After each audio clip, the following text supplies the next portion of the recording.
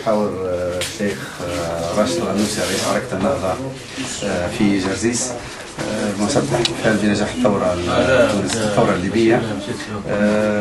كثر الحديث في الفترة الأخيرة حول سواء من حيث التكهنات أو الاستطلاعات الرأي أو من حيث تصريح قيادات حركة النهضة في ذلك الشيخ راشد الغنوسي حول أن النهضة ستنجح في هذه الانتخابات التي تجري انتخابات مجلس التأسيسي في 23 أكتوبر. حسب رأيك شيخ راشد، ما هي أسباب هذه القراءات والاستطلاعات وهذه الثقة بالنفس قيادة حركة النهضة في الشيخ راشد الغنوسي أن الحركة ستكتسح هذه الانتخابات؟ بسم الله والصلاة والسلام على رسول الله. لم يخالفني شك خلال ال20 سنة الأخيرة أنه في أي وقت من الأوقات يزاح فيها الطغيان في تونس وتجري فيها انتخابات نزيهة أن النهضة ستفوز. لم يخالفني شك في أي لحظة خلال ال20 سنة، وذلك بناء على أنه أولا انتخابات 89 النهضة نجحت فيها بنسبة عالية، وحتى الآن لم تكشف الوثائق ولا بد أن تكشف الوثائق، ولا بد أن يحاكم من أسهم في التزييف بقيادة بن علي، وكما زيفت انتخابات 81 التي نجح فيها الديمقراطية الاشتراكية بمساعدة من النهضة له في ذلك الوقت. ثانيا الاستقبال الذي رضيت به في المطار كان مؤشرا آخر على أن بن علي لم، أو بتعبير آخر أن بن علي فشل في تخريب ذاكرة التونسيين، فظل التونسيون جيل بعد جيل. صحيح أن الجيل الذي انتخبنا 89 ليس هو بالضرورة الجيل السائد اليوم، ولكن الأجيال تتناقل كما تناقل أصحاب الكهف. قصة في الفتية الذين آمنوا بربهم وذهبوا في غابر الزمان لم تمضي 300 سنين أو 9، وإنما هي 20 سنة. جيل كامل في التسعينات فتح عينيه والدموع تملأ ماقي أمهاتي وجداتي وخالاتي، يسأل لماذا تبكي وتقول أبوك أخوك عمك، بحيث لم تبقى أسرة في تونس إلا وتناقلت هذه المأساة. ولذلك نشأ جيل عزيز ناقم هو الذي صنع الثورة، والثورة هي انتصار للمظلومين، وأكبر المظلومين خلال 20 سنة الماضية هي الأسر النهضوية.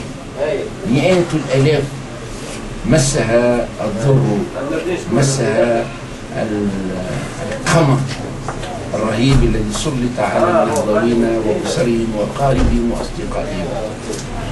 الجانب الثالث اللقاءات التي عقدناها على امتداد البلاد، والتي لم يستطع أي حزب أن يعقد شبيها لها أو قريبا منها أو حتى نصفها. كنا عندما قمنا بلقاءات كبيرة في مناطق الجنوب كنا نخوف بسيدي بوزيد والجسرين، وعندما عقدنا لقاءات واسعة بسيدي بوزيد والجسرين كنا نخوف بمناطق الشمال، وعندما عقدنا لقاءات هائلة في مناطق الشمال كنا نخوف بصفاقس، ولما عقدنا أكبر لقاء في صفاقس كنا نخوف بالساحل، ثم عقدنا أكبر لقاءات في الساحل، بما جعل واستطلاعات الرأي كلها متضافرة، ولسنا الذين قمنا بها، كلها متضافرة على أن النهضة مش متقدمة على كل الأحزاب وفي كل المناطق، وإنما متقدمة بمسافة هائلة بينها وبين الذي يليها. فنحن إذا لا نرجم بالغيب ولا نلقي الكلام جزافا عندما نقول النهضة هي الحزب الأكبر في تونس، وهي الحزب المرشح للفوز والمرشح لقيادة البلاد. نحن نؤكد أن قيادة البلاد تحتاج إلى حكم ائتلافي، ولكن عمود الفقري سيكون هو النهضة، وإذا لم يكن كذلك ممكن أن تزور الانتخابات، ممكن أن القانون الانتخابي هو جزء من التزوير وبداية التزوير، واللجنة الانتخابية التي هي بلون واحد هي جزء من التزوير. التزوير هذه المرة مش بالشكل الفاضح مليان الصناديق، سوفيستيكي كما معناها ناعم، هو بالقانون، هو بإعطاء اللجنة الانتخابية العليا سلطة مطلقة في إسقاط القوائم، هو في الحملات الإعلامية التي تقوم ضد النهضة، وما ندري حتى النظام الإلكتروني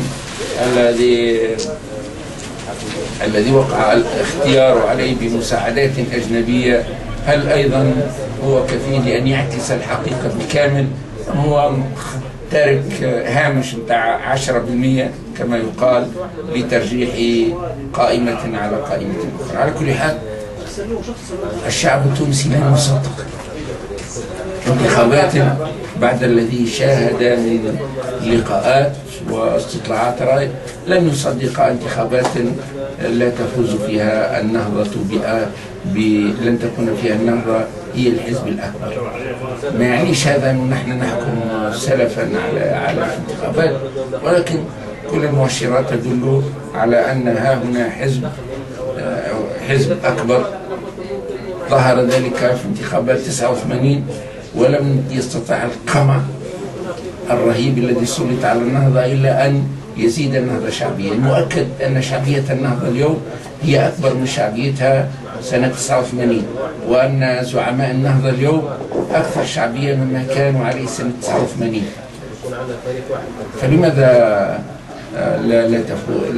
فلماذا يعتبر الحديث عن فوز النهضة نوع من الكلام الملقى على عوائم؟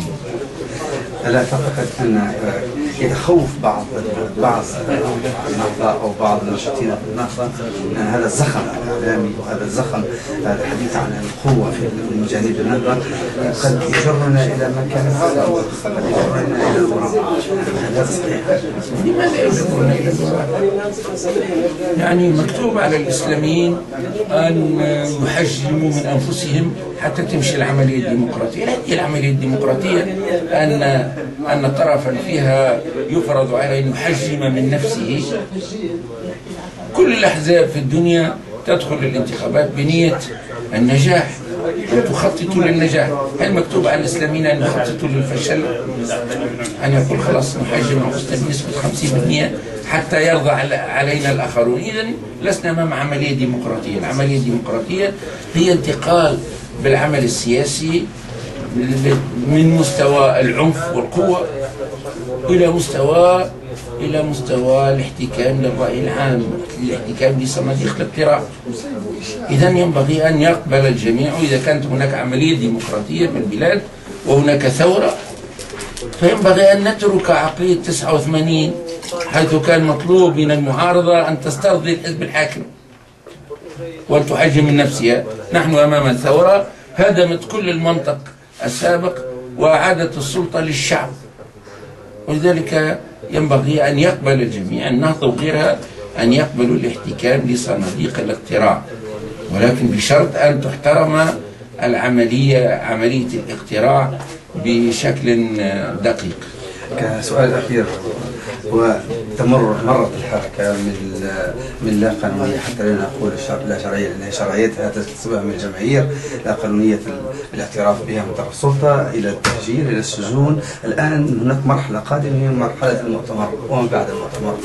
أفاق هذا المؤتمر، هل سترى الحركة قيادات شابة أخرى كما تحدث كثيرا عن الشيخ راسل عن ذلك وقيادة النهضة، وما هي أفاق وبرامج حركة النهضة بعد المؤتمر؟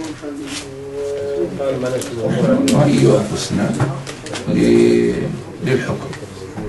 نحن نهيئ أنفسنا للحكم، والصورة الأفضل بالنسبة لنا هي صورة المشاركة لحكومة ائتلاف وطني حتى ولو فزنا بأغلبية، لأن أرى أن ذلك ليس بحسب القانون الانتخابي، ليس بالأمر اليسير. يمكن أن تحصل على أغلبية الأصوات دون أن تحصل على أغلبية المقاعد، وهو قانون شاذ في العالم، يعني قانون غير عادي. ولكن على كل حال حتى حتى لو فزنا بأغلبية الأصوات وأغلبية المقاعد، فنحن خيارنا الأول المفضل هو حكومة وفاق وطنية مع الأطراف التي نتوافق معها على البرنامج. وفيما يخص المؤتمر،